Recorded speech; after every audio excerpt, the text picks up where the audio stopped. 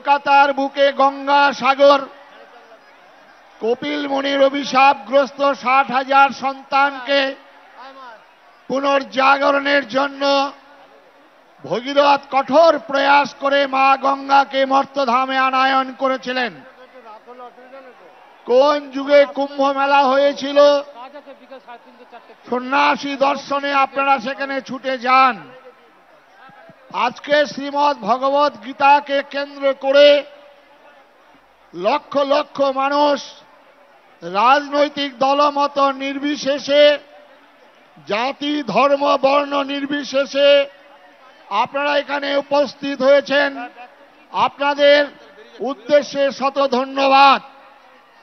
আমরা ভালো ব্যবস্থা হয়তো করতে পারিনি, একটু জল দিতে পেরেছিলাম, নিজের নিজের পকেটের পয়সা খরচা করে। আপনারা কত কষ্ট করে এখানে এসেছেন সনাতনীদের একমঞ্চে দেখার জন্য।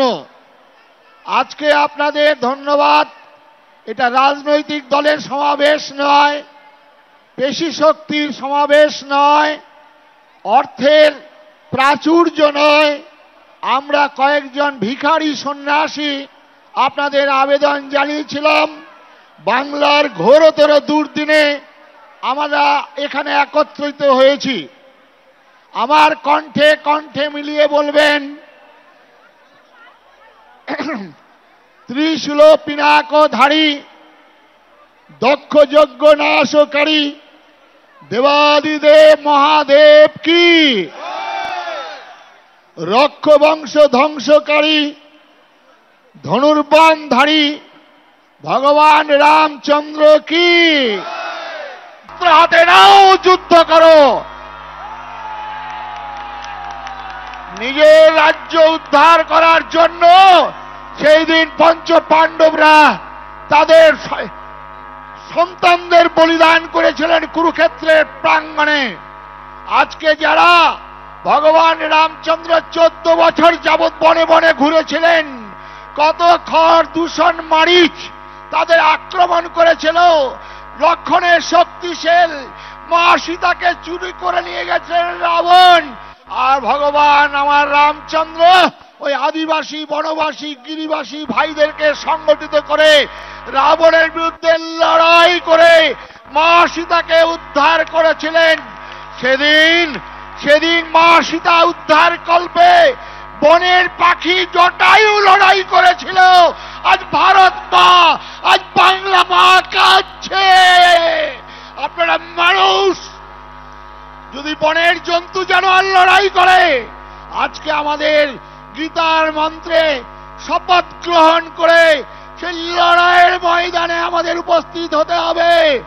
যারা পূর্ববঙ্গ থেকে পালিয়ে এসেছিলেন শিয়াল কুকুরের মতো, তাদের পূর্ববঙ্গের মানুষগুলোকে বলবো, আপনারা আপনাদের সন্তানদের বলুন, ওরে জেগে ওঠ, ওরে জেগে ওঠ, তোর পূর্বপুরুষের সেই রাজ্যটাকে ছিনিয়ে নেওয়ার জন্য।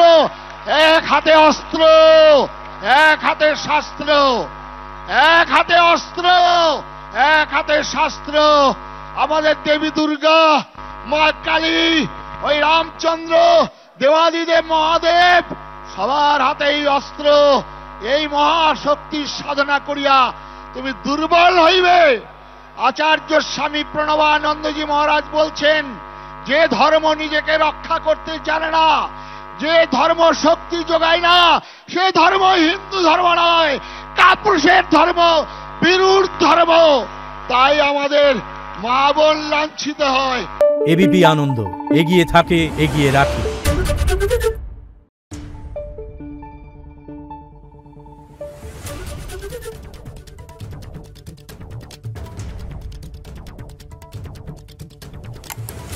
Thank you.